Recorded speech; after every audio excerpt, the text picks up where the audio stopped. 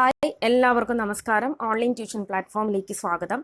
അപ്പോൾ നമ്മൾ ഇന്നത്തെ ക്ലാസ്സിൽ ഡിസ്കസ് ചെയ്യാൻ പോകുന്നത് HSC സിലബസിനകത്തുള്ള പാർട്ട് എയിലെ റിനൈസൻസ് ആൻഡ് ഫ്രീഡം മൂവ്മെൻറ്റ്സ് എന്ന് പറയുന്ന ടോപ്പിക്ക്, അതുപോലെ തന്നെ HSC സോഷ്യൽ സയൻസ് പാർട്ട് ബിക്കകത്ത് ഒന്നാമത്തെ മൊഡ്യൂളിനകത്ത് വരുന്ന റിനൈസൻസുമായി ബന്ധപ്പെട്ടുള്ള ടോപ്പിക്കുമാണ്.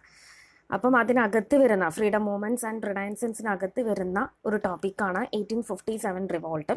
അപ്പം ഇന്നത്തെ വീഡിയോയിൽ 1857 റിവോൾട്ടാണ് നമ്മൾ പഠിക്കാൻ പോകുന്നത്. ഏറ്റവും പ്രധാനപ്പെട്ട ഒരു ടോപ്പിക്കാണ്, ഫ്രീഡം മൂവ്മെൻറ്റ്സിനകത്ത് വരുന്ന ഏറ്റവും പ്രധാനപ്പെട്ട ഒരു ടോപ്പിക്കാണ് 1857 റിവോൾട്ട് എന്ന് പറയുന്നത്. അപ്പോൾ നമുക്ക് ക്ലാസ്സിലോട്ട് കിടക്കാം. ആദ്യം 1857 റിവോൾട്ട് അറിയപ്പെടുന്നത് എന്താണ്? ഇന്ത്യയുടെ ഒന്നാം സ്വാതന്ത്ര്യ സമരം എന്നാണ്. ഇന്ത്യയുടെ ഒന്നാം സ്വാതന്ത്ര്യ സമരം എന്നാണ് 1857 റിവോൾട്ടും അറിയപ്പെടുന്നത്. അങ്ങനെ ഇന്ത്യയുടെ ഒന്നാം സ്വാതന്ത്ര്യ സമരം എന്ന് 1857 റിവോൾട്ടിനെ വിശേഷിപ്പിച്ചത് VD സവർക്കറാണ്. നോട്ട് ചെയ്ത് വെക്കുക, ഏറ്റവും പ്രധാനപ്പെട്ട ഒരു പോയിന്റാണ്. 1857 റിവോൾട്ടിനെ ഇന്ത്യയുടെ ഒന്നാം സ്വാതന്ത്ര്യ സമരം എന്ന് വിശേഷിപ്പിച്ചത് VD സവർക്കറാണ്. അതുപോലെ 1857 റിവോൾട്ട് നടക്കുന്നത് എവിടെയാണ്? മീററ്റിലാണ്. ഉത്തർപ്രദേശിലുള്ള മീററ്റിലാണ് 1857 റിവോൾട്ട് നടക്കുന്നത്, അല്ലെങ്കിൽ പൊട്ടിപ്പുറപ്പെടുന്നത്. ഉത്ഭവസ്ഥാനം എന്ന് പറയുന്നത് ഉത്തർപ്രദേശിലുള്ള മീററ്റിലാണ്. ഓക്കെ, ആ സംസ്ഥാനം കൂടി നോട്ട് ചെയ്ത് വെക്കുക. ഉത്തർപ്രദേശിലുള്ള മീററ്റിലാണ്. ചിലപ്പോൾ മീററ്റിന് പകരം ഉത്തർപ്രദേശിൽ നിന്ന് മാത്രമായിരിക്കും തരിക. അപ്പം മീററ്റ്, ഉത്തർപ്രദേശ്, ഇത് രണ്ടും നോട്ട് ചെയ്ത് വെക്കുക. ഉത്തർപ്രദേശിലെ മീററ്റിലാണ് 1857 വിപ്ലവം പുറപ്പെടുന്നത്. ഇനി അതിൻ്റെ ഡേറ്റ് കൂടി നോട്ട് ചെയ്ത് വെക്കുക. 1857 മെയ് 10-നാണ്. 1857 മെയ് 10-നാണ് ഒന്നാം സ്വാതന്ത്ര്യ സമരം അഥവാ റിവോൾട്ടും തുടങ്ങുന്നത്. ആ ഒരു ഡേറ്റ് കൃത്യമായി തന്നെ നോട്ട് ചെയ്ത് വെക്കുക. 1857 മെയ് 10, ഇതാണ് 1857 റിവോൾട്ടിൻ്റെ ഡേറ്റ് എന്ന് പറയുന്നത്. ഇനി എന്താണ് അതിനുള്ള കാരണം എന്ന് പറയുന്നത്? അതായത് അന്ന് അവിടുത്തെ സൈനികരായിട്ടുള്ള, അതായത് ബ്രിട്ടീഷ് ഇന്ത്യൻ സൈന്യത്തിലെ അല്ലെങ്കിൽ സൈനികരോട് മൃഗക്കൊഴുപ്പ് പുരട്ടിയിട്ടുള്ള ഒരു പുതിയ തരം ഒരു എൻഫീൽഡ് തോക്ക്, അത് P53 എന്നാണ് അറിയപ്പെട്ടിരുന്നത്. ഈ P53 എൻഫീൽഡ് തോക്ക് ഉപയോഗിച്ച് വെടിവെക്കാൻ ഇന്ത്യൻ ഭടന്മാരെ നിർബന്ധിച്ചതാണ് പ്രധാനപ്പെട്ട കാരണം. അപ്പോൾ വെറും മൃഗക്കൊഴുപ്പല്ല, മുസ്ലിം ജനതയെയും അതുപോലെ ഹിന്ദു ജനതയെയും വിരളി പിടിപ്പിക്കുന്ന വിധത്തിലുള്ള ഒരു തരം എൻഫീൽഡ് തോക്കായിരുന്നു അത്. അതായത് പന്നിയുടെയും അതുപോലെ തന്നെ പുണ്യമൃഗമായിട്ടുള്ള പശുവിൻ്റെയും കൊഴുപ്പ് അടങ്ങിയിട്ടുള്ള എൻഫീൽഡ് തോക്ക് ഉപയോഗിക്കാനായിട്ട് സൈനികരെ നിർബന്ധിച്ചതാണ് 1857 റിവോൾട്ടിനുള്ള ഏറ്റവും പ്രധാനപ്പെട്ട ഒരു കാരണം എന്ന് പറയുന്നത്. ഓക്കെ, അപ്പം P53 എന്നാണ് ആ തോക്ക് അറിയപ്പെടുന്നത്. എൻഫീൽഡ് തോക്ക് എന്നാണ് പറയുന്നത്. ഓക്കെ, ഇനി 1857 റിവോൾട്ടിൻ്റെ ഭാഗമായിട്ട് ആദ്യമായിട്ട് രക്തസാക്ഷിയായത് ആരാണ്? മംഗൾ പാണ്ഡെയാണ്. പാണ്ഡെ എന്നാണ് ഒന്നാം സ്വാതന്ത്ര്യ സമരത്തിൻ്റെ ആദ്യ രക്തസാക്ഷി എന്നാണ് മംഗൾ പാണ്ഡെ അറിയപ്പെടുന്നത്. ഒന്നാം സ്വാതന്ത്ര്യ സമരത്തിൻ്റെ ആദ്യ രക്തസാക്ഷി എന്നാണ് മംഗൾ പാണ്ഡെ അറിയപ്പെടുന്നത്. ഇനി ആ സമയത്ത് ഒന്നാം സ്വാതന്ത്ര്യ സമര കാലഘട്ടത്ത് മുഗൾ ഭരണാധികാരിയായി നിലനിന്നിരുന്നത് ബഹദൂർ ഷാ സെക്കൻഡാണ്. പലപ്പോഴും PSC ചോദിച്ചിട്ടുള്ള ഒരു ചോദ്യമാണ്. ഒന്നാം സ്വാതന്ത്ര്യ സമര സമയത്ത് മുഗൾ ഭരണാധികാരി ആരാണ്? അതുവരെ 1857 റിവോൾട്ട് വരെ മുഗൾ ഭരണത്തിനാണ് ഒരു ഏകദേശം മുഗൾ ഭരണം അവിടെ നിലനിന്നിരുന്നു. അപ്പം മുഗൾ ഭരണത്തിന് പൂർണ്ണമായിട്ടുള്ള പതനത്തിന് കാരണമായിട്ടുള്ള ഒരു വിപ്ലവം കൂടിയാണ് 1857 റിവോൾട്ട്. അപ്പം ഒന്നാം സ്വാതന്ത്ര്യ സമര സമയത്ത് മുഗൾ ഭരണാധികാരിയായി നിലനിന്നിരുന്നത് ബഹദൂർ ഷാ സെക്കൻഡാണ്. ബഹദൂർ ഷാ സെക്കൻഡ് അല്ലെങ്കിൽ ബഹദൂർ ഷാ സഫർ എന്നാണ് അറിയപ്പെടുന്നത്. അദ്ദേഹം ഡൽഹിയിലാണ് അദ്ദേഹത്തിനെ വിപ്ലവകാരികൾ അദ്ദേഹത്തിനെ ഡൽഹിയിലാണ് രാജാവാക്കി നിലനിർത്തിയത്. അപ്പം അദ്ദേഹത്തിന് ബഹദൂർ ഷാ സെക്കൻഡിനെ കീഴടക്കാനായിട്ട് നേതൃത്വം കൊടുത്തിട്ടുള്ള വ്യക്തി എന്ന് പറയുന്നത് വില്യം ഹോഡ്സൺ ആണ്. നോട്ട് ചെയ്ത് വെക്കുക, വില്യം ഹോഡ്സൺ ആണ് അദ്ദേഹത്തെ കീഴടക്കാനായിട്ട് നേതൃത്വം കൊടുത്ത വ്യക്തി എന്ന് പറയുന്നത്. അതുപോലെ ഹ്യൂമയൂണിൻ്റെ ശവകുടീരത്തിൽ വെച്ചിട്ടാണ് അദ്ദേഹം പിടിക്കപ്പെടുന്നത്. ഈ വിപ്ലവാനന്തരം ഹ്യൂമയൂണിൻ്റെ ശവകുടീരത്തിലാണ് അദ്ദേഹം പിടിക്കപ്പെടുന്നത്. അദ്ദേഹത്തെ നാടുകടത്തിയത് റങ്കൂണിലേക്കാണ്. 1862 ബഹദൂർ ഷാ സെക്കൻഡ് വെടിവെച്ച് റെങ്കൂണിൽ വെച്ച് മരിക്കുന്നത്. വെടിവെച്ചല്ല, റെങ്കൂണിൽ വെച്ച് മരിക്കുന്നത്. ഓക്കെ, ഇത്രയും കാര്യങ്ങൾ നോട്ട് ചെയ്ത് വെക്കുക. ബഹദൂർ ഷാ സെക്കൻഡാണ് ഡൽഹിയിൽ അന്നത്തെ മുഗൾ രാജവംശത്തിൻ്റെ ഭരണാധികാരിയായിട്ട് നിലനിന്നിരുന്നത്. അദ്ദേഹത്തിന് കീഴടക്കാൻ, വിപ്ലവാനന്തരം അദ്ദേഹത്തിന് കീഴടക്കാൻ നേതൃത്വം കൊടുത്തിരുന്ന വ്യക്തി എന്ന് പറയുന്നത് വില്യം ഹോഡ്സൺ ആണ്. അദ്ദേഹത്തിന് പിടിയിലായത് ഹുമയൂണിന്റെ ശവകുടീരത്തിൽ വെച്ചിട്ടാണ്. അദ്ദേഹത്തിനെ നാട് കടത്തിയത് റങ്കൂണിലേക്കാണ്. അതും നോട്ട് ചെയ്ത് വെക്കുക, പലപ്പോഴും ചോദിച്ചു കണ്ടിട്ടുള്ളതാണ്. റങ്കൂണിലേക്കാണ് അദ്ദേഹത്തെ നാട് കടത്തിയിട്ടുള്ളത്. ഇനി ആരാണ് ജെയിംസ് ഹ്യൂസണും ജോൺ ഹെയ്സിയും ആരാണ്? 1857 റിവോൾട്ടിലെ വിപ്ലവത്തിന്റെ ഭാഗമായിട്ട് മംഗൽ പാണ്ഡെനെ വധിക്കാൻ ശ്രമിച്ച ബ്രിട്ടീഷ് ഉദ്യോഗസ്ഥനാണ് ജെയിംസ് ഹ്യൂസൺ എന്ന് പറയുന്നത്.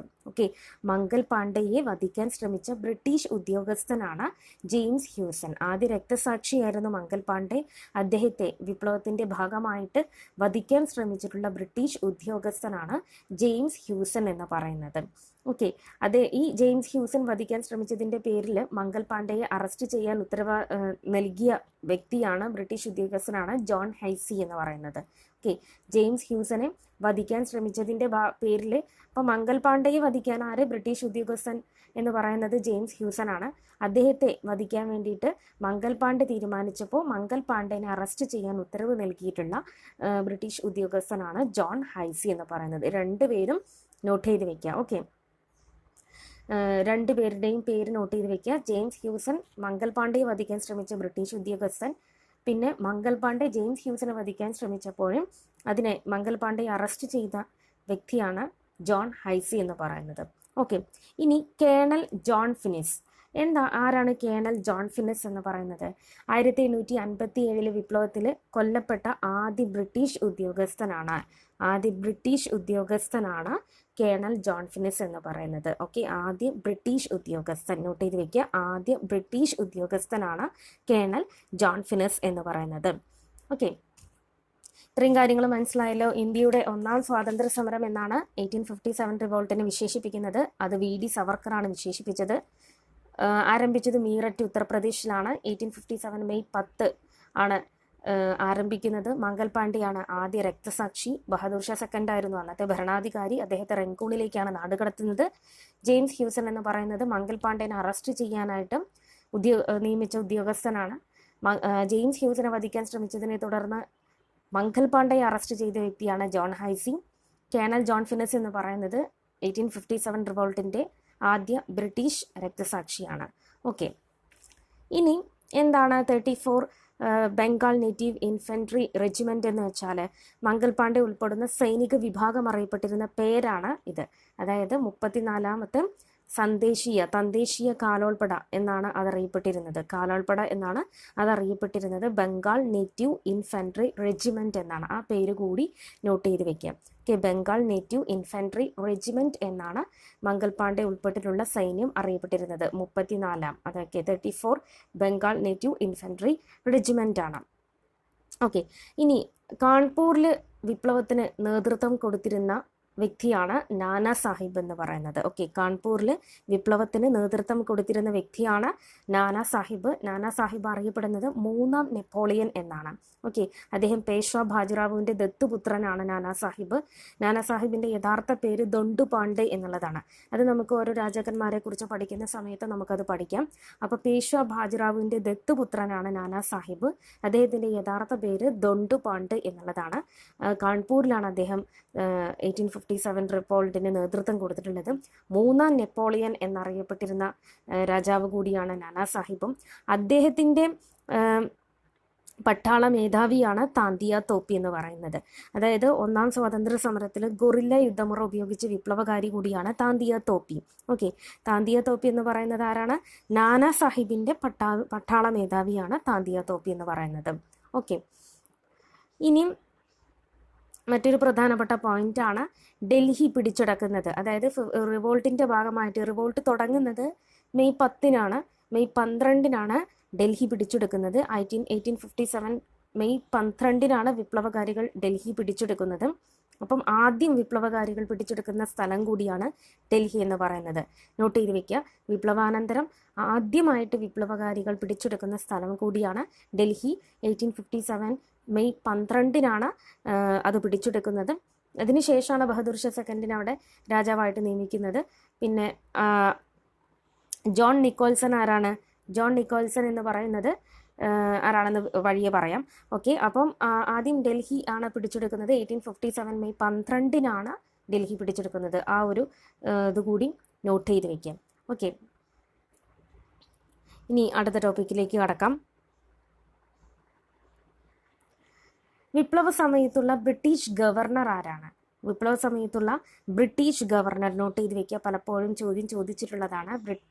വിപ്ലവ സമയത്ത് 1857 വിപ്ലവം നടക്കുന്ന സമയത്ത് ഉള്ള ബ്രിട്ടീഷ് ഗവൺമെന്റ് ആരാണ് എന്നുള്ളതാണ്. ബ്രിട്ടീഷ് ഗവൺമെന്റ് ആരാണ്? കാനിങ് പ്രഭുവാണ് ബ്രിട്ടീഷ് ഗവൺമെന്റ് എന്ന് പറയുന്നത്. ഓക്കെ, ഇനി അതേപോലെ 1857 റിവോൾട്ട് നടക്കുന്ന സമയത്തെ സൈനിക തലവനാണ് കോളിൻ കാംപെൽ എന്ന് പറയുന്നത്. കോളിൻ കാംപെൽ എന്ന് പറയുന്നത് വിപ്ലവ സമയത്തുള്ള ബ്രിട്ടീഷ് സൈനിക തലവനാണ്. ഓക്കെ, ബ്രിട്ടീഷ് സൈനിക തലവനാണ് കോളിൻ കാംപെൽ എന്ന് പറയുന്നത്. ഇനി ബ്രിട്ടനിലുള്ള ആ സമയത്തെ രാജ്ഞി എന്ന് പറയുന്നത് വിക്ടോറിയ രാജ്ഞിയാണ്. അതുപോലെ ബ്രിട്ടീഷ് പ്രധാനമന്ത്രി എന്ന് പറയുന്നത് പാൽമർസ്റ്റോൺ പ്രഭുവാണ്. പാൽമർസ്റ്റോൺ പ്രഭുവാണ് ആ സമയത്തെ ബ്രിട്ടീഷ് പ്രധാനമന്ത്രി എന്ന് പറയുന്നത്. ഇത്രയും കാര്യങ്ങൾ നോട്ട് ചെയ്ത് വയ്ക്കുക. ഏതൊക്കെയാണ്? ബ്രിട്ടീഷ് ഗവർണർ എന്ന് പറയുന്നത് കാനിങ് പ്രഭുവാണ്. സൈനിക തലവൻ കോളിൻ കാംപെല്ലാണ്. രാജ്ഞി വിക്ടോറിയ രാജ്ഞിയാണ്. ബ്രിട്ടീഷ് പ്രധാനമന്ത്രി പാൽമർസ്റ്റോൺ പ്രഭുവാണ്. ഇനി അതുപോലെ തന്നെ ജോൺ നിക്കോൾസൺ ആരാണെന്ന് ഞാൻ പറയാമെന്ന് പറഞ്ഞു. ജോൺ നിക്കോൾസൺ എന്ന് പറയുന്നത് ഈ ഒന്നാം സ്വാതന്ത്ര്യ സമരത്തിന്റെ ഭാഗമായിട്ട് ഡൽഹി പിടിച്ചെടുത്ത അല്ലെങ്കിൽ ഡൽഹിയിലുള്ള വിപ്ലവത്തെ അടിച്ചമർത്തിയ ബ്രിട്ടീഷ് ഉദ്യോഗസ്ഥനാണ് ജോൺ നിക്കോൾസൺ എന്ന് പറയുന്നത്. അദ്ദേഹത്തിന് ഡൽഹിയിലെ കശാപ്പുകാരൻ എന്നാണ് അറിയപ്പെടുന്നത്. എന്താണ്? ഡൽഹിയിലെ കശാപ്പുകാരൻ എന്നാണ് അദ്ദേഹം അറിയപ്പെടുന്നത്. ഓക്കെ, അപ്പോൾ വിപ്ലവ സമയത്തുള്ള ബ്രിട്ടീഷ് ഗവർണർ കാനിങ് പ്രഭു, സൈനിക തലവൻ കോളിൻ കാംപെൽ, ബ്രിട്ടനിലെ രാജ്ഞി വിക്ടോറിയ രാജ്ഞി, ബ്രിട്ടീഷ് പ്രധാനമന്ത്രി പാൽമർസ്റ്റോൺ പ്രഭുവാണ്. ഓക്കെ, ഇനി പ്രധാനമായിട്ടും ഉത്തർപ്രദേശിൽ കലാപം പുറപ്പെടുന്നത് മീററ്റിലാണെന്ന് പറഞ്ഞു. അതുപോലെ ഉത്തർപ്രദേശിലെ മറ്റു പ്രധാനപ്പെട്ട ഭാഗങ്ങളാണ് ലക്നൗ, ആഗ്ര, അലഹബാദ്, മധുര, അലിഗഡ്. ഈ പ്രദേശങ്ങളിലെല്ലാം തന്നെ വിപ്ലവം വ്യാപിച്ചു. അപ്പോൾ നമുക്ക് ചോദ്യം ചോദിക്കാം, അതായത് 1857 റിവോൾട്ട് ഏറ്റവും കൂടുതൽ വ്യാപിച്ച ഇന്ത്യൻ സംസ്ഥാനം ഏത് എന്ന് ചോദിച്ചാൽ അത് ഉത്തർപ്രദേശാണ്. ഓക്കെ, അപ്പോൾ മീററ്റിലാണ് അവിടെ തുടങ്ങുന്നത്, മീററ്റിലാണ്. ഓക്കെ, ഇനി ഈ 1857 റിവോൾട്ടിന്റെ ഭാഗമായിട്ടുള്ള സ്മാരകമാണ് മ്യൂട്ടിനി മെമ്മോറിയൽ എന്നറിയപ്പെടുന്നത്. ഈ മ്യൂട്ടിനി മെമ്മോറിയൽ അറിയപ്പെടുന്ന മറ്റൊരു പേരാണ് അജിത് ഗഡ് എന്ന് പറയുന്നത്. ഓക്കെ, അജിത് ഗഡ് എന്ന് പറയുന്നത് ഈ മ്യൂട്ടിനി മെമ്മോറിയൽ 57 റിവോൾട്ടിന്റെ സ്മാരകമാണ് മ്യൂട്ടിനി മെമ്മോറിയൽ. അതറിയപ്പെടുന്നത് ഡൽഹിയിലെ അജിത് ഗഡ് ആണ്. ഓക്കെ, ഡൽഹിയിലെ അജിത് ഗഡ് ആണ്. ഇനി ഇന്ത്യൻ ജനതയുടെ വിമോചനത്തിന്റെ മാഗ്ന കാർട്ട എന്നറിയപ്പെടുന്ന ഒരു നിയമമാണ് 1858 November 1 government of India act എന്ന് പറയുന്നത്. എന്താണ്? ഇന്ത്യൻ ജനതയുടെ വിമോചനത്തിന്റെ മാഗ്ന കാർട്ട. നോട്ട് ചെയ്ത് വെക്കുക. ഇന്ത്യൻ ജനതയുടെ വിമോചനത്തിന്റെ മാഗ്ന കാർട്ട എന്നറിയപ്പെടുന്ന ആക്റ്റാണ് 1858 നവംബർ 1. ആ ഡേറ്റ് കൂടി നോട്ട് ചെയ്ത് വെക്കുക. 1858, അതായത് വിപ്ലവം നടന്ന് തൊട്ടടുത്ത വർഷം തന്നെ 1858 November 1 government of India act പാസ്സാക്കുന്നത്. ഈ ഗവൺമെന്റ് ഓഫ് ഇന്ത്യ ആക്ട് അറിയപ്പെടുന്ന മറ്റൊരു പേരാണ് വിക്ടോറിയ രാജ്ഞിയുടെ വിളംബരം എന്ന് പറയുന്നത്.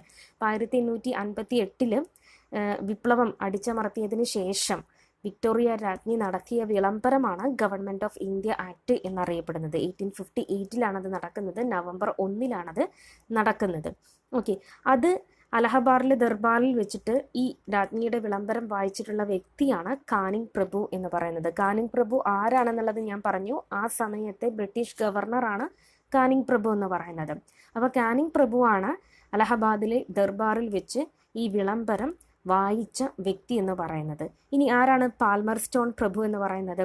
അദ്ദേഹമാണ് ഈ ആക്ട് പാർലമെന്റിൽ അവതരിപ്പിച്ച ബ്രിട്ടീഷ് പ്രധാനമന്ത്രി.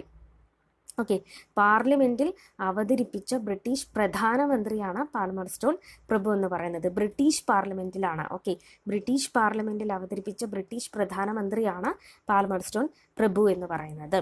ഓക്കെ, ഈ വിപ്ലവത്തിന് ശേഷം വിക്ടോറിയ രാജ്ഞിയുടെ വിളംബരത്തിന് ശേഷം രാജ്ഞി നേരിട്ട് ഭരണം ഏറ്റെടുക്കുകയാണ് ചെയ്തിട്ടുള്ളത്. ഓക്കെ, അതായത് ഇന്ത്യയുടെ ഭരണം രാജ്ഞി നേരിട്ട് ഏറ്റെടുക്കുവാൻ കാരണമായിട്ടുള്ള ഒരു റിവോൾട്ട് കൂടിയാണ് 1857 റിവോൾട്ട് എന്ന് പറയുന്നത്. ഓക്കെ, ഈസ്റ്റ് ഇന്ത്യ കമ്പനിയാണ് അതുവരെ 1857 വരെ ഇന്ത്യയിൽ ഭരണം നിലനിന്നിരുന്നത് അല്ലെങ്കിൽ നടത്തിയിരുന്നത്. ആ കമ്പനിയിൽ നിന്നും ബ്രിട്ടീഷ് ക്രൗണ് ഏറ്റെടുത്ത ഒരു വിളംബരം കൂടിയാണ് 1858 നവംബർ 1 നടന്നിട്ടുള്ള ഗവൺമെൻറ് ഓഫ് ഇന്ത്യ ആക്ട് അല്ലെങ്കിൽ വിക്ടോറിയ രാജ്ഞിയുടെ വിളംബരം എന്ന് പറയുന്നത്. ഓക്കെ, ഇനി 1857 റിവോൾട്ടിൻ്റെ ഏറ്റവും പ്രധാനപ്പെട്ട ഒരു കാരണമായിട്ട് നമ്മൾ കണ്ടത് എന്തായിരുന്നു?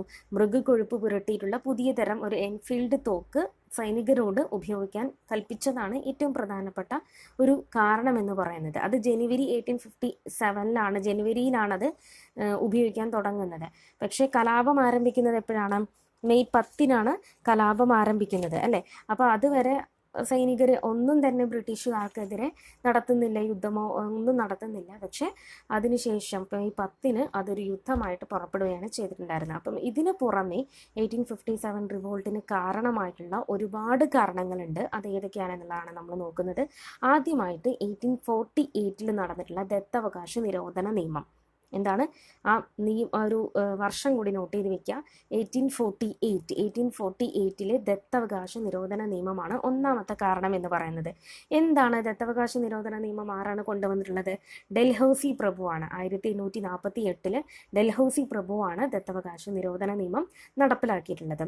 അതായത് അനന്തരാവകാശികളൊന്നും ഇല്ലാത്ത നാട്ടുരാജ്യത്തിൻ്റെ ഭരണാധികാരി മരണപ്പെട്ട് കഴിഞ്ഞാൽ ആ നാട്ടുരാജ്യത്തെ ബ്രിട്ടീഷുകാരെ കൂട്ടിച്ചേർക്കുക, അവർക്ക് എന്താ പറയുക പിടിച്ചെടുക്കുക എന്നുള്ളതാണ് ഈ ദത്തവകാശ നിരോധന നിയമപ്രകാരം ഉള്ള, അല്ലെങ്കിൽ അതാണ് ആ നിയമം എന്ന് പറയുന്നത്. പിന്തുടർച്ച അവകാശി ഇല്ല എന്നുണ്ടെങ്കിൽ ആ രാജ്യം പിടിച്ചെടുക്കുക എന്നുള്ളതാണ്. അതാണ് ഡൽഹൌസി പ്രഭുവിൻ്റെ ദത്തവകാശ നിരോധന നിയമം. അങ്ങനെ ഈ നിയമപ്രകാരം ആദ്യമായി പിടിച്ചെടുത്ത സ്ഥലമാണ് സത്താറ. അതായത് 1848 തന്നെ നിയമം കൊണ്ടുവന്ന് അതേ വർഷം തന്നെ സത്താറ പിടിച്ചെടുക്കുകയാണ് ചെയ്തിട്ടുണ്ടായിരുന്നത്. അവസാനമായിട്ട് ഈ ദത്തവകാശ നിരോധന നിയമപ്രകാരം പിടിച്ചെടുത്ത നാട്ടുരാജ്യം എന്ന് പറയുന്നത് ഔദാണ്. ഔദ് എപ്പോഴാണ് പിടിച്ചെടുക്കുന്നത്? 1856 1856 ഔദ് പിടിച്ചെടുക്കുന്നത്. ഓക്കെ, അതേപോലെ ഈ ദത്തവകാശ നിരോധന നിയമം പിൻവലിച്ചിട്ടുള്ള ബ്രിട്ടീഷ് ഗവർണർ ആരാണ്? ബ്രിട്ടീഷ് ഗവർണർ ജനറൽ ആരാണ്? കാനിങ് പ്രഭുവാണ്. ബ്രിട്ടീഷ് ഗവർണർ ജനറലാണ്. ബ്രിട്ടീഷ് ഗവർണർ ജനറൽ എന്നാണ് അറിയപ്പെട്ടിരുന്നത്. ഓക്കെ, ബ്രിട്ടീഷ് ഗവർണർ ജനറൽ ആരാണ്? കാനിങ് പ്രഭുവാണ്. 1859 കാനിങ് പ്രഭു ഇത് പിൻവലിക്കുന്നത്. അതുപോലെ തന്നെ കിട്ടൂർ റാണി ചിന്നമ്മ ഈ ദത്തവകാശ നിരോധന നിയമവുമായി ബന്ധപ്പെട്ട് ബ്രിട്ടീഷുകാർക്കെതിരെ എന്താ പറയുക പോരാടിയിട്ടുള്ള ധീര വനിതയാണ് കിട്ടൂർ റാണി ചിന്നമ്മ എന്ന് പറയുന്നത്. അതായത് കിട്ടൂർ എന്ന് പറയുന്നത് കർണാടകയിലുള്ള ഒരു നാട്ടുരാജ്യമായിരുന്നു. അപ്പം ഈ ദത്തവകാശ നിരോധന നിയമപ്രകാരം ഈ ബ്രിട്ടീഷുകാർ ഈ നാട്ടുരാജ്യം കീഴടക്കാനായിട്ട് ശ്രമിച്ചപ്പോൾ അതിനെതിരെ പോരാടിയിട്ടുള്ള ധീര വനിതയാണ് കിട്ടൂർ റാണി ചിന്നമ്മ എന്ന് പറയുന്നത്. ഓക്കെ, 48 നിലവിൽ വന്നതെങ്കിലും 1824 അനൗദ്യോഗികമായിട്ട് ഈ കിട്ടൂർ എന്ന പ്രദേശം പിടിച്ചെടുക്കുവാനായിട്ട് ബ്രിട്ടീഷുകാർ ഈ നിയമം ഉപയോഗിച്ചിരുന്നു എന്നുള്ളതാണ്. 1824 കിട്ടൂർ ചിന്നമ്മ ഇവർക്കെതിരെ എന്താ പറയുക പോരാടുന്നത്. അപ്പോൾ പോരാടിയ വനിതയാണ് കിട്ടൂർ റാണി ചിന്നമ്മ എന്ന് പറയുന്നത്. ഓക്കെ, അപ്പോൾ ഒന്നാമത്തെ കാരണം മനസ്സിലായല്ലോ. 1848 ദത്തവകാശ നിരോധന നിയമമാണ് അതിന് കാരണം. ഡൽഹൌസി പ്രഭുവാണ് അത് കൊണ്ടുവന്നിട്ടുള്ളത്. സത്താറയാണ് ആദ്യമായി പിടിച്ചെടുത്ത നാട്ടുരാജ്യം. ഈ നിയമപ്രകാരം ഔദാണ് അവസാനമായി പിടിച്ചെടുത്തത് 1856. കാനിങ് പ്രഭു 1859 അത് പിൻവലിച്ചു. കിട്ടൂർ റാണി ചിന്നമ്മ ഈ ദത്തവകാശ നിരോധന നിയമത്തിനെതിരെ പോരാടിയ ധീര വനിതയാണ്. ഓക്കെ, ഇനി മറ്റൊന്നാണ് 1854 പോസ്റ്റ് ഓഫീസ് നിയമം എന്ന് പറയുന്നത്. പോസ്റ്റ് ഓഫീസ് നിയമവും ഇതുമായി ബന്ധപ്പെട്ടുള്ളതാണ്. 1856 ഹിന്ദു വിധവ പുനർവിവാഹ നിയമവും ഈ പറഞ്ഞ വിപ്ലവത്തിന് കാരണമായിട്ടുള്ള മറ്റൊരു പ്രധാനപ്പെട്ട കാരണമാണ്. ഓക്കെ, ഈ 3 കാരണങ്ങളും നോട്ട് ചെയ്ത് വെക്കാം. നേരത്തെ പറഞ്ഞ കാരണത്തോടൊപ്പം തന്നെ ഈ 3 കാരണങ്ങൾ കൂടി നോട്ട് ചെയ്ത് വെക്കാം. ഓക്കെ, ഇനി വിപ്ലവത്തിൻ്റെ ബുദ്ധി കേന്ദ്രം എന്നറിയപ്പെടുന്നത് ആരാണ്? നാനാ സാഹിബാണ്. ഓക്കെ, വിപ്ലവത്തിൻ്റെ ബുദ്ധി കേന്ദ്രം എന്നറിയപ്പെടുന്നത് നാനാ സാഹിബാണ്. നാനാ സാഹിബ് എവിടെയായിരുന്നു വിപ്ലവം നയിച്ചിട്ടുണ്ടായിരുന്നത്? കാൺപൂരിലാണ്. നമ്മൾ നേരത്തെ പറഞ്ഞതാണ്, കാൺപൂരിൽ വിപ്ലവത്തിന് നേതൃത്വം കൊടുത്തിരുന്ന രാജാവാണ് നാനാ സാഹിബ് എന്ന് പറയുന്നത്. അദ്ദേഹമാണ് വിപ്ലവത്തിൻ്റെ ബുദ്ധി കേന്ദ്രം എന്ന് അറിയപ്പെടുന്നത്. അതുപോലെ 1857 റിവോൾട്ടിൻ്റെ വന്ധ്യവയോധികൻ എന്നറിയപ്പെടുന്ന വ്യക്തിയാണ് കൺവർ സിംഗ്. കൺവർ സിംഗ് എന്ന് പറയുന്നത് 1857 റിവോൾട്ടിൻ്റെ വന്ധ്യവയോധികനാണ്. ഓക്കെ, വന്ധ്യവയോധികൻ എന്നറിയപ്പെടുന്ന വ്യക്തിയാണ് കൺവർ സിംഗ് എന്ന് പറയുന്നത്. അതേപോലെ വിപ്ലവത്തിൻ്റെ പ്രവാചകൻ എന്നറിയപ്പെടുന്നതും അതുപോലെ അംബാസിഡർ, വിപ്ലവത്തിൻ്റെ അംബാസിഡർ എന്നറിയപ്പെടുന്ന വ്യക്തിയാണ് അസീമുല്ല ഖാൻ എന്ന് പറയുന്നത്. ഇതിന് മൂന്നും നോട്ട് ചെയ്ത് വയ്ക്കുക. വിപ്ലവത്തിൻ്റെ ബുദ്ധി കേന്ദ്രം നാനാ സാഹിബാണ്. വന്ധ്യവയോധികൻ എന്നറിയപ്പെടുന്നത് കൺവർ സിംഗ് ആണ്. വിപ്ലവത്തിൻ്റെ പ്രവാചകൻ എന്നറിയപ്പെടുന്നത് അസീമുല്ല ഖാനാണ്. വിപ്ലവത്തിൻ്റെ അംബാസിഡർ എന്നറിയപ്പെടുന്നതും അസീമുല്ല ഖാനാണ്. ഓക്കെ, ഇനി ഇതുമായി ബന്ധപ്പെട്ടിട്ടുള്ള ചില കൃതികൾ എന്തൊക്കെയാണെന്നുള്ളത് നോക്കാം. അതിൽ ഏറ്റവും പ്രധാനപ്പെട്ടത് റിലീഫ് ഓഫ് ലക്നോ ആണ്. റിലീഫ് ഓഫ് ലക്നോ എന്ന് പറയുന്നത് ഒരു ചിത്രമാണ്. ആ ചിത്രം വരച്ചത് തോമസ് ജോൺസ് ബാർക്കർ ആണ്. ഓക്കെ, റിലീഫ് ഓഫ് ലക്നോ എന്ന് പറയുന്നത് 1857 റിവോൾട്ടുമായി ബന്ധപ്പെട്ടിട്ട് വരച്ച ചിത്രമാണ്. തോമസ് ജോൺസ് ബാർക്കർ ആണ് അത് വരച്ചിട്ടുള്ളത്. ആ പേര് കൂടി നോട്ട് ചെയ്ത് വെക്കുക. തോമസ് ജോൺസ് ബാർക്കർ ആണ് അത് വരച്ചിട്ടുള്ളത്. അതുപോലെ അതുമായി ബന്ധപ്പെട്ട് അല്ലെങ്കിൽ അതിനെ ആസ്പദമാക്കിയിട്ട് രചിച്ച മറ്റൊരു മറാത്ത കൃതിയാണ്, മറാത്ത ഗ്രന്ഥമാണ് മാൽസ പ്രവാസ് എന്ന് പറയുന്നത്. ഓക്കെ, മാൽസ പ്രവാസ് എന്ന് പറയുന്ന ഒരു മറാത്ത ഗ്രന്ഥമാണ്. അത് രചിച്ചിട്ടുള്ളത് വിഷ്ണു ഭട്ട് ഗോഡ്സെയാണ്. വിഷ്ണു ഭട്ട് ഗോഡ്സെയാണ് അത് രചിച്ചിട്ടുള്ളത്. ഇത് പലപ്പോഴും ചോദിച്ച് കണ്ടിട്ടുള്ളൊരു ക്വസ്റ്റ്യൻ ആണ്. മാൽസ പ്രവാസ് എന്ന് പറയുന്നത് വിഷ്ണു ഭട്ട് ഗോഡ്സെയാണ് രചിച്ചിട്ടുള്ളത്. അത് കൃതിയാണ്, 1857 റിവോൾട്ടുമായി ബന്ധപ്പെട്ടുള്ള കൃതിയാണ്. അതുപോലെ അമൃതം തേടി എന്ന് പറയുന്ന മറ്റൊരു കൃതി അതാരാണ് രചിച്ചിട്ടുള്ളത്? മലയാറ്റൂർ രാമകൃഷ്ണനാണ്. മലയാറ്റൂർ രാമകൃഷ്ണനാണ് അമൃതം തേടി എന്ന് പറയുന്ന കൃതി രചിച്ചിട്ടുള്ളത്. ഓക്കെ, അമൃതം തേടി എന്ന് പറയുന്ന കൃതി രചിച്ചിട്ടുള്ളത് ആരാണ്? മലയാറ്റൂർ രാമകൃഷ്ണൻ. സോറി. ഇനി നേതാക്കൾ, 1857 റിവോൾട്ടിൻ്റെ പ്രധാനപ്പെട്ട നേതാക്കന്മാരാണ്. ഈ ഒരു ഭാഗം നിങ്ങൾ നിർബന്ധമായും പഠിച്ചിരിക്കേണ്ടതാണ്. കാരണം പലപ്പോഴും പലർക്കും തെറ്റുപറ്റിയിട്ടുള്ള ഒരു ഭാഗം കൂടിയാണത്. അതായത് ഓരോ സ്ഥലത്തും ആരൊക്കെയാണ് വിപ്ലവത്തിന് നേതൃത്വം കൊടുത്തിട്ടുണ്ടായിരുന്നത് എന്നുള്ളതാണ് നമ്മളിവിടെ നോക്കുന്നത്. ആദ്യം കാൺപൂരിലെ നാനാ സാഹിബാണെന്ന് പറഞ്ഞു. ഡൽഹിയിൽ ഭക്ത് ഖാനും ബഹദൂർ ഷാ സെക്കൻഡും. ബഹദൂർ ഷാ സെക്കൻഡിനെയാണ് റംഗൂണിലേക്ക് നാട് കടത്തിയത് പിന്നീട്. അപ്പം കാൺപൂരിലെ നാനാ സാഹിബാണ്, ഡൽഹിയിൽ ഭക്ത് ഖാനും ബഹദൂർ ഷാ സെക്കൻഡുമാണ്. ലാൻസിയിൽ റാണി ലക്ഷ്മിഭായാണ്. റാണി ലക്ഷ്മിഭായാണ് ലാൻസിയിൽ വിപ്ലവത്തിന് നേതൃത്വം കൊടുത്തിട്ടുണ്ടായിരുന്നത്. ഫൈസാബാദിൽ മൗലവി അഹമ്മദുള്ള. അതുപോലെ മീററ്റിൽ കദം സിംഗ് ആണ് നേതൃത്വം കൊടുത്തത്. മീററ്റിൽ നേതൃത്വം കൊടുത്തത് ആരാണ്? കദം സിംഗ് ആണ്. അതുപോലെ അലഹബാദിൽ ലിയാഖത്ത് അലിയാണ് അലഹബാദിലും നേതൃത്വം കൊടുത്തിട്ടുണ്ടായിരുന്നത്. അതുപോലെ ലക്നൗ, ആഗ്ര, ഔദ്, അയോധ്യ. ഇതിൽ ഏത് ചോദിച്ചാലും അത് ബീഗം ഹസ്രത്ത് മഹലാണ്. ഓക്കെ, ലക്നൗവിൽ നേതൃത്വം കൊടുത്ത വ്യക്തി ആരാണ്, അല്ലെങ്കിൽ വിപ്ലവകാരി ആരാണ് എന്നാണ് 2017 LDC പരീക്ഷയിൽ ചോദിച്ചിട്ടുണ്ടായിരുന്നത്. ബീഗം ഹസ്രത്ത് മഹലാണ്. അതുപോലെ നമ്മളോട് മാറി ചോദിക്കാം, ആഗ്ര, ഔദ്, അയോധ്യ ഇവിടങ്ങളിൽ നേതൃത്വം കൊടുത്തിരുന്നതും ബീഗം ഹസ്രത്ത് മഹലാണ്.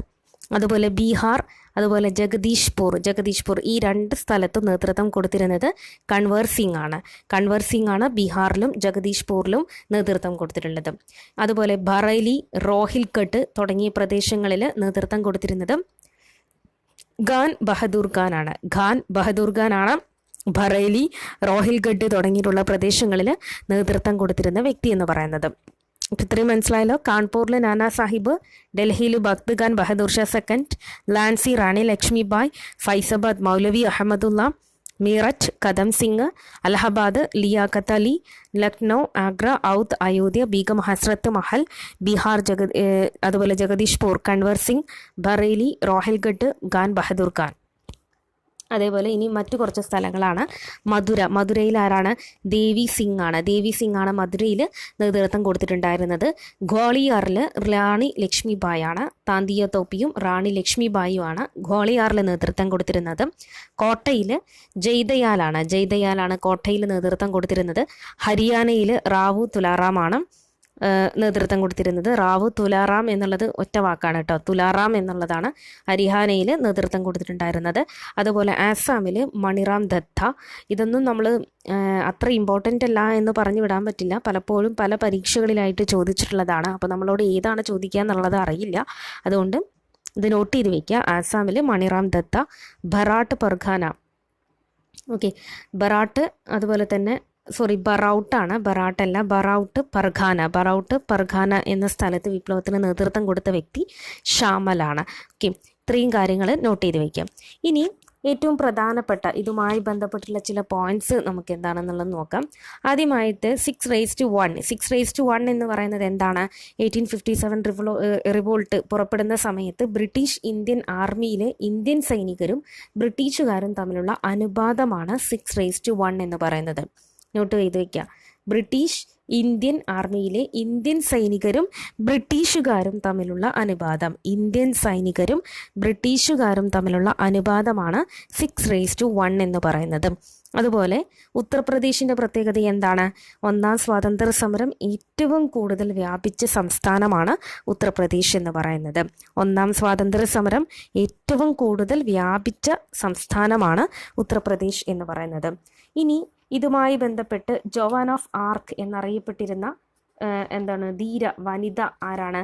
റാണി ലക്ഷ്മിബായ് ആണ്. ലാൻസിയിലാണ് അവർ കലാപത്തിന് നേതൃത്വം കൊടുക്കുന്നത്. ലാൻസിയിൽ ഒന്നാം സ്വാതന്ത്ര്യ സമരത്തിന് നേതൃത്വം കൊടുത്ത റാണി ലക്ഷ്മിബായ്, അവരുടെ യഥാർത്ഥ പേര് മണികർണിക എന്നുള്ളതാണ്. അതുകൂടി നോട്ട് ചെയ്ത് വെക്കുക. മണികർണിക അഥവാ മനുബായ് എന്നുള്ളതാണ് അവർ അറിയപ്പെട്ടിരുന്നത്. യഥാർത്ഥ പേര് മണികർണിക എന്നുള്ളതാണ്. അവരുടെ അറിയപ്പെട്ടിരുന്ന മറ്റൊരിതാണ് ജോവാൻ ഓഫ് ആർക്ക് എന്ന് പറയുന്നത്. ജോവാൻ ഓഫ് ആർക്ക് എന്ന് പറയുന്നത് എന്താണ്? ജോവാൻ ഓഫ് ആർക്ക് എന്ന് പറയുന്നത് ആരാണ്? റാണി ലക്ഷ്മിബായ് ആണ്. ഓക്കെ. അതുപോലെ തന്നെ വിപ്ലവകാരികളുടെ സമുന്നത നേതാവ് എന്നും ഇരുണ്ട പശ്ചാത്തലത്തിലെ പ്രകാശമാനമായ ബിന്ദു എന്നും ഝാൻസി റാണിയെ വിശേഷിപ്പിക്കുന്നുണ്ട്. അതിൽ ഇരുണ്ട പശ്ചാത്തലത്തിലെ പ്രകാശമാനമായ ബിന്ദു എന്ന് റാണി ലക്ഷ്മിബായിനെ വിശേഷിപ്പിച്ചത് ജവഹർലാൽ നെഹ്റു ആണ്. ഇത് പലപ്പോഴും ചോദിക്കാം.